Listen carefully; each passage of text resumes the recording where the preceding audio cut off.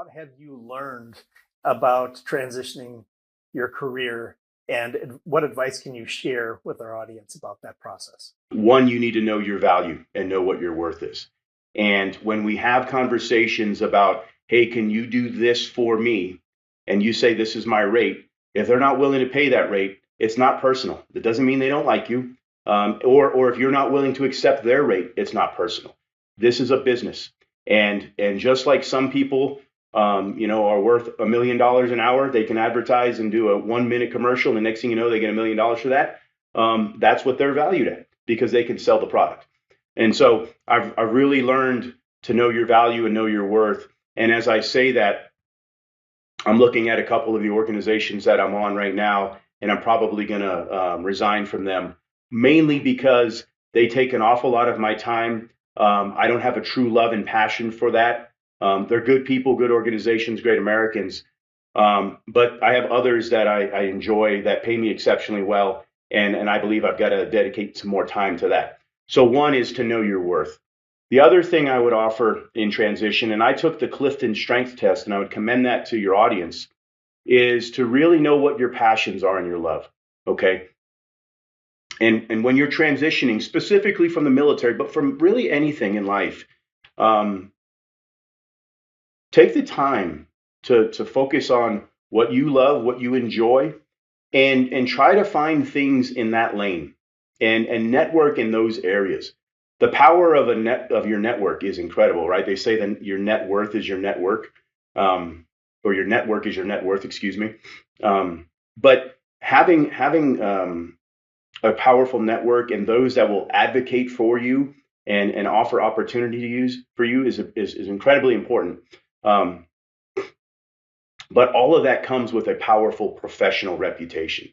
And that is nothing, you can't fake that. You can't go online and say, this is my professional reputation.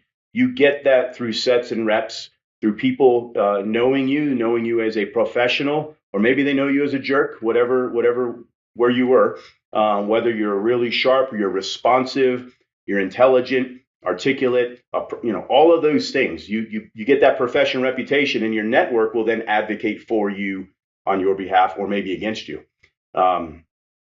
And so I took that Clifton Strength Test back to that.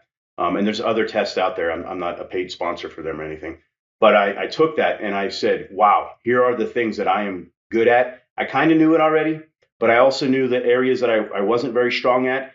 And I really focused all of my energy into networking those areas. And those were really focusing on personal development, leadership, and national security.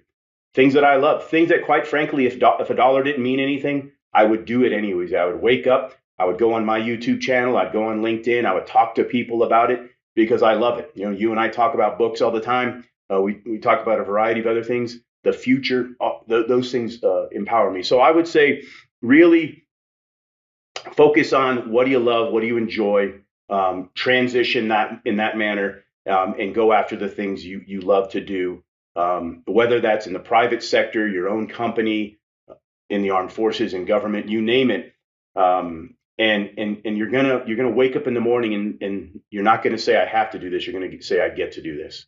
All right. But I would also say the word transition implies it's a journey, and I don't think it's a destination. You're consistently going and moving out and doing things and learning more, not about yourself, about the business, about the environment.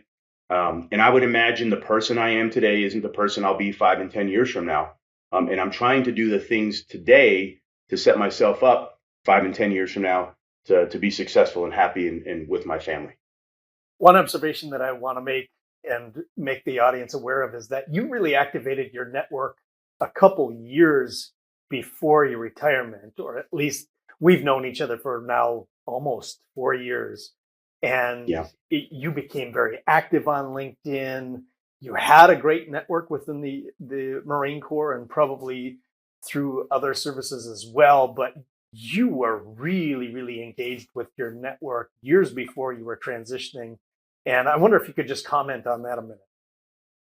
Yeah, I do everything by design. I'm very methodical in how I approach things. If you look at the beginning of the year, I redesigned my YouTube channel. I'm now putting that out. I have a plan on how to grow that and what that's going to be, all focusing on personal development.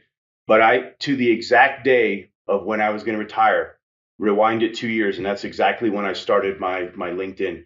And what I told everyone I was going to do as I started with 0 followers, and I built this up, was I'm going to share my journey through a military retirement, and I'm going to talk about the good and the bad, the challenges and the things that you all may go through, so that others can see this and say, "Wow, this is what I should expect as I go through the transition course, as I go to get life insurance outside of the military, as I talk to a financial planner and an advisor, buying a home, the VA process, medical, all those things."